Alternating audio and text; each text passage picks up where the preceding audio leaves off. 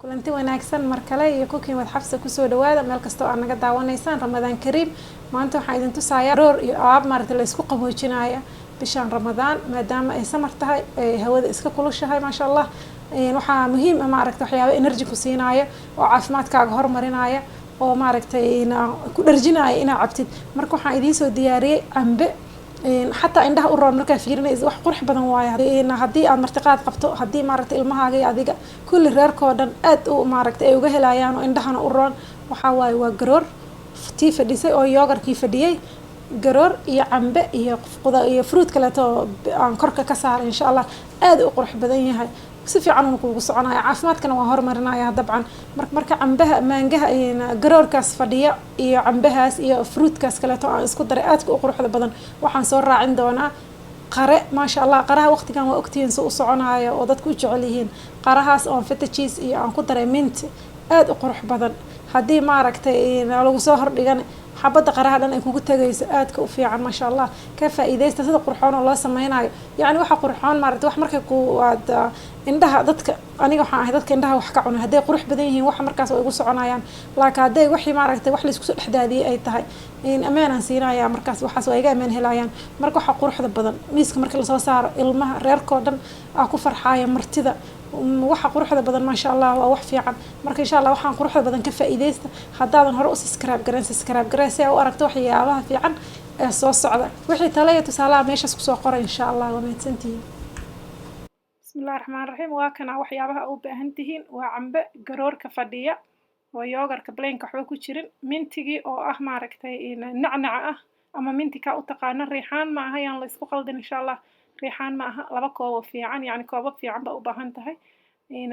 cambahaas ay jarjaranaysaa aad u yar yaraynay aniga mashiinaan ku jarjari doona insha Allah marka waxa muhiim ah alwaaxa aad ku jarjarato khudaarta iyo fruitka iyo waxaas iyo alwaaxa hilibka aad ku jarjarato inaad kala saarto meeshaan iskoolada maaragtay cunto kariska lagu barto marka la tagaayo waxyaabaha ugu muhiimsan oo koob lagu baraayo waxa kamid ah inaan waxyaabahan aadan hal alwaax isticmaalin oo kala bedesho alwaaxyada because looma baahna maaragtay food contamination inaad samayso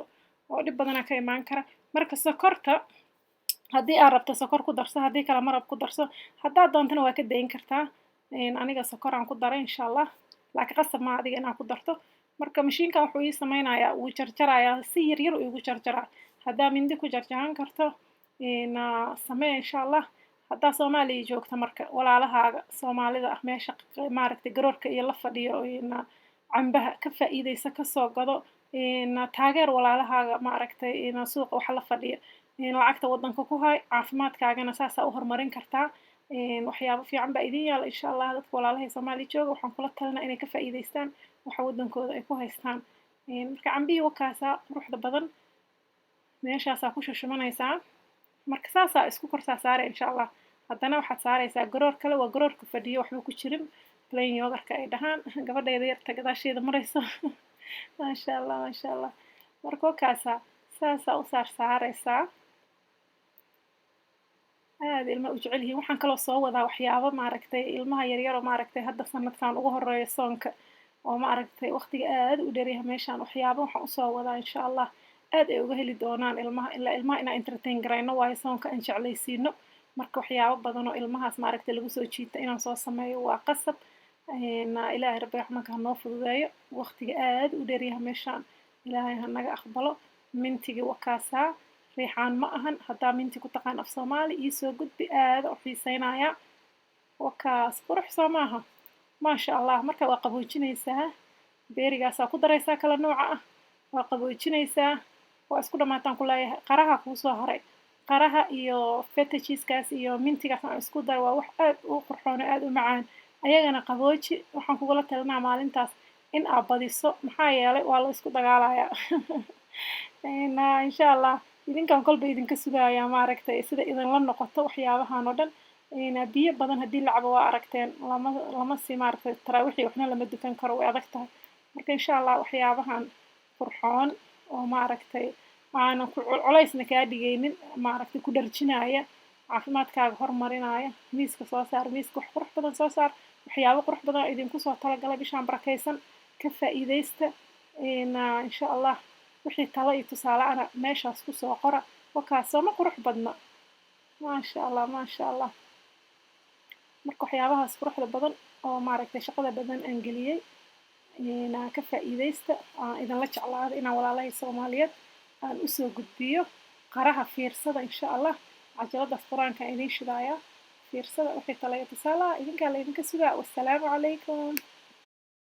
عبس وتولى أن جاءه الأعمى وما يدريك لعله يزكى أو يذكر فتنفعه الذكرى أما من استغنى فأنت له تصدى وما عليك ألا يزكى وأما من جاءك يسعى وهو يخشى فأنت عنه تلهى كلا إنها تذكرة فمن شاء ذكره في صحف مكرمة مرفوعة مطهرة بأيدي سفرة كرام